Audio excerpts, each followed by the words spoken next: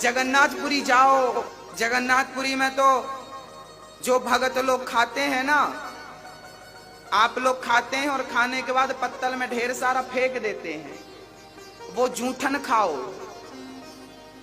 हम तो जाएंगे अपने जीवन के अंत समय में, हाँ, और जाएंगे जगन्नाथपुरी, क्योंकि चैतन्य महाप्रभु का नाम सुना होगा आपने। चैतन्य महाप्रभु ने अंतिम समय आखिरी के 18 साल जगन्नाथपुरी में व्यतीत किए और वहां पर महामंत्र का जाप करते थे। हरे राम राम राम हरे हरे, हरे कृष्णा कृष्णा कृष्णा हरे हरे, हरे राम राम राम हरे हरे कृष्णा। चैतन्य महाप्रभु भगवान का चिंतन करते थे, भगवान को याद करते थे। जगन्नाथ भगवान के मंदिर के सामने एक द्वार है, आपने देखा होगा, जहां गरुण स्तंभ है। आपकी दृष्टि पड़ी? स्वागत है आप सबका, जय हो। ठीक है, मंगल है आपका, बैठिए, स्वागत है, विराजिए। जगन्नाथ भगवान के मंदिर के सामने आपने गरुण स्तंभ देखा होगा। गरुण स्तंभ के सामने के द्वार है, उस द्वार पर खड़े होकर चैतन्य महाप्रभु ने जब पहली बार जगन्नाथपुरी गए थे और पहली बार जगन्नाथ भगवान से मिले थे, तो वो सबसे पीछे खड़े होकर द्वार पर ऐसे हाथ रख करके और झुक करके भगवान कृष्ण को देख रहे थे। जगन्नाथ भगवान को इतना प्रेम उमड़ा भगवान के प्रति कि जिस पत्थर पे उन्होंने हाथ रखा था, उस पत्थर पर उनकी उंगलियां धस गई, मतलब उस प्रेम से वो पत्थर भी पिघल गया।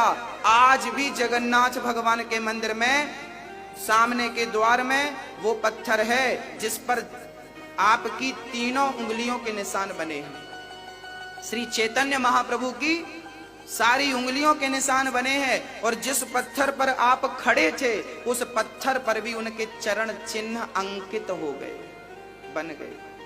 भक्तों, और चैतन्य महाप्रभु खाते क्या थे? आप लोगों को ना सबसे ज्यादा टेंशन होती है खाने की, खाएंगे क्या? अरे ये चिड़िया होती है ना, ये चिड़िया भी आपसे अच्छी है, इतनी चिंता तो वो भी नहीं करती जितनी आप करते हैं। करती है? उसको पता है कि जिसने जन्म दिया है, जिसने पेट दिया है, वो पेट भरने को अन्न भी देगा। उस चिड़िया को विश्वास।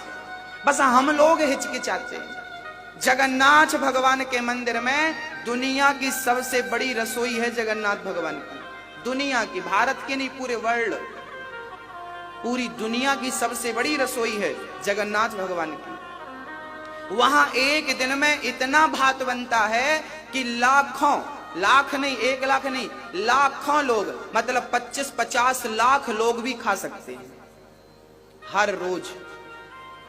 इतनी दाल, इतनी सब्जी, इतना भात वहां रोज बनता है। वहां की रसोई कभी कम नहीं पड़ती। आप करोड़ों लोग चले जाइए, एक दिन में कम नहीं पड़ेगी, और कभी बचता भी नहीं कि फेंक जाए। जाइए अपनी आंखों से, अभी 9 जनवरी को हम वहीं थे, हमने सब देखा, भक्तों को भी दिखाया। आप में से भी कुछ भक्त थे वहां, क्या हाथ उठाइए, कौन कौन थे? इतने सारे भक्त वहां थे जगन्नाथपुरी में। जगन्नाथ, वहां पर चैतन्य महाप्रभु थे। वो खाते क्या थे? बोले आप लोग जो पत्तल पे खाकर छोड़ देते हैं ना, वो जाकर के उसी पत्तल को उठाते थे और आपका बचा हुआ जूठन खाते थे। किसी ने कहा महाप्रभु जी, आप इतने बड़े संत हो, इतने बड़े भगत हो, आप जूठन खा रहे हैं, अच्छा लग रहा है आपको?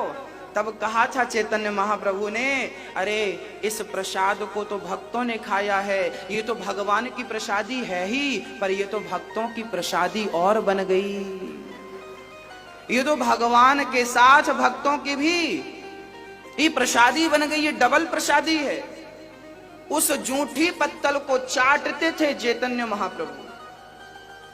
बस मेरी भी इच्छा है कि मैं आखिरी के अंत समय में जगन्नाथपुरी में रह करके और भक्तों का जूठन खा खा करके और बस हरे राम महामंत्र का जाप करके भगवत प्राप्ति करने का प्रयास करूंगा। आगे हरि इच्छा, वो दर्शन देना। जगन्नाथ भगवान प्रत्यक्ष है, मैं ये नहीं कह सकता कि भगवान मिलेंगे कि नहीं, बिहारी जी के सामने खड़े होकर जो कहता है कि भगवान मिलेंगे कि नहीं, वो पागल है। अरे भगवान के सामने खड़ा है और तुझे किस भगवान की चाह रह गई है? वो साक्षात है, वो पत्थर की मूर्ति नहीं है, वो प्रत्यक्ष है। बस तेरा भाव हो सच्चा तो वो तुझे गले से भी लगाएंगे। और अभी हम जगन्नाथपुरी गए थे ना भक्तों, तो मैंने महसूस किया कि भगवान ने मुझे अपना बनाया, अपने गोद में बिठाया, अपना बनाया। भगवान जगन्नाथ मेरी गोद में आए और मैं उनके चरणों में था। मैं आपको क्या बताऊं, जिसको दर्द होता है ना, बस वही बतला सकता है। उस दर्द को दूसरा सुन सकता है, महसूस नहीं कर सकता। मैंने जो महसूस किया है वो मुझे पता है, वो आपको बतला नहीं सकता। वो शब्दों से बयां करने की बात ही नहीं है। क्या कहूंगा मैं आपसे? मैंने क्या पाया, मैंने क्या खोया, आपने क्या पाया, आपने क्या खोया, वो आप जानते हैं, मैं नहीं जान सकता। हाँ, जगन्नाथपुरी जाइए भक्तों का। आप ये मत सोचिए, देखिए यदि अहंकार लेकर जाएंगे ना, मैं बाबूजी, मैं फलाना, मैं जूठन खाऊंगा, तुम भगवान को कभी नहीं देख सकते।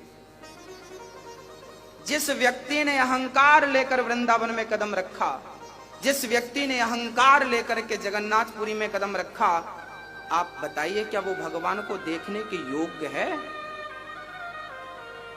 ना?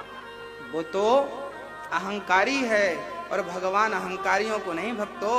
उद्धव जैसे ज्ञानी को भगवान ने वृंदावन केवल इसलिए भेजा कि इसको प्रेम का रंग चढ़ जाए, बस।